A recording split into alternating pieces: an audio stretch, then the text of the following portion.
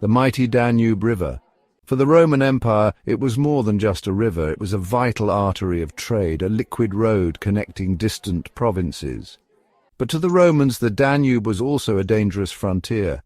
Beyond its swift currents, a formidable enemy lurked: the Dacians. The Dacians were a fierce people who inhabited the region known as Dacia. This land, rich in gold and natural resources, lay north of the Danube in modern-day Romania. The Romans had long cast envious eyes on Dacia's wealth. However, the Dacians were renowned warriors, fiercely independent and determined to defend their homeland. For decades, an uneasy truce held between Rome and Dacia. Yet tensions simmered. Raids and counter-raids across the Danube became increasingly common. Then a powerful new ruler rose to power in Dacia, Decebalus. His ambition would shatter the fragile peace and ignite a conflict that would reshape the Roman world. Decebalus, his very name, struck fear into the hearts of Roman legionaries. He was a brilliant military strategist and a charismatic leader who united the Dacian tribes. Under his rule, the Dacians posed a significant threat to the Roman Empire's northern border. Decebalus understood the importance of intelligence. He cultivated a network of spies within the Roman Empire. He learned Roman tactics and exploited their weaknesses. Decebalus also invested in Dacian military technology. He equipped his warriors with the fearsome falx, a curved sword capable of inflicting horrific wounds. In 85 AD, the Dacians launched a devastating raid across the Danube. They caught the Romans completely by surprise. The Roman governor of Moesia, Oppius Sabinus, was killed. His legion was destroyed. This victory sent shockwaves through the Roman Empire. It marked the beginning of a new era of Dacian aggression. This aggression would demand a swift and decisive response from Rome. That response would come in the form of the Emperor Trajan. Marcus Ulpius Traianus, known to history as Trajan, was a soldier's emperor. He was born in Spain, a province far from Rome's heartland. Trajan rose through the ranks of the Roman army through sheer talent and determination. When he became emperor in 98 AD, he inherited an empire facing challenges on multiple fronts.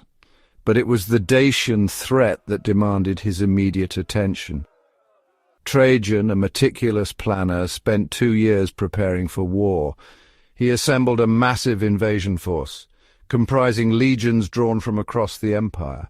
In 101 AD, Trajan launched his first campaign. The Roman army, marching in disciplined columns, crossed the Danube and entered Dacia. Decebalus, a master of guerrilla warfare, refused to meet the Romans in open battle. Instead, he adopted a strategy of harassment and attrition. His warriors, using their knowledge of the terrain, ambushed Roman supply lines and launched lightning raids.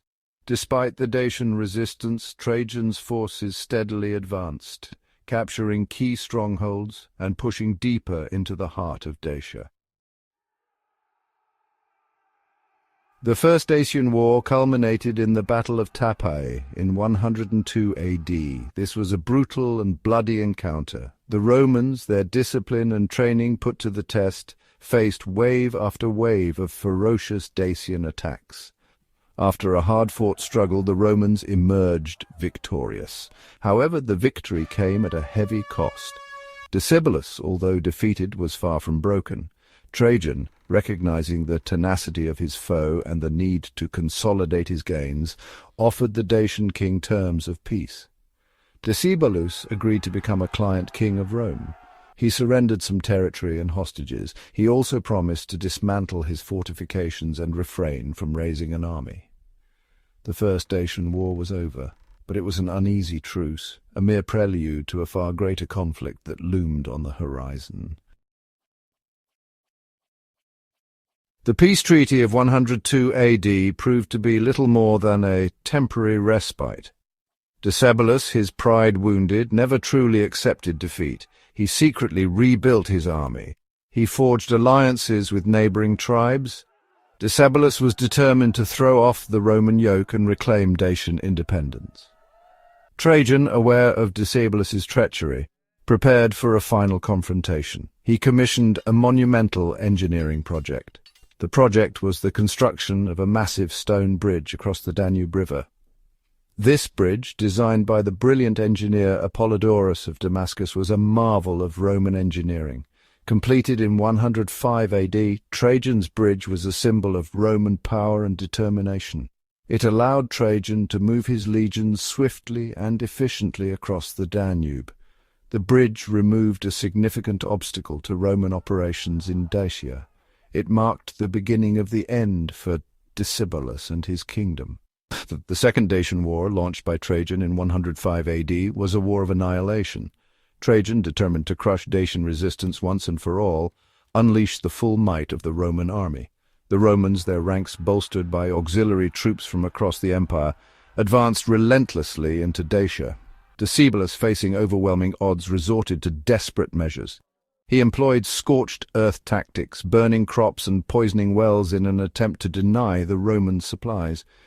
He unleashed his secret weapon, a unit of female warriors known as the Amazons, who fought with the fury of cornered wolves. Despite their courage and ferocity, the Dacians were outmatched. The Roman legions, masters of siege warfare, captured one Dacian stronghold after another. Finally, in 106 AD, the Romans besieged Samizegatusa Regia, the Dacian capital.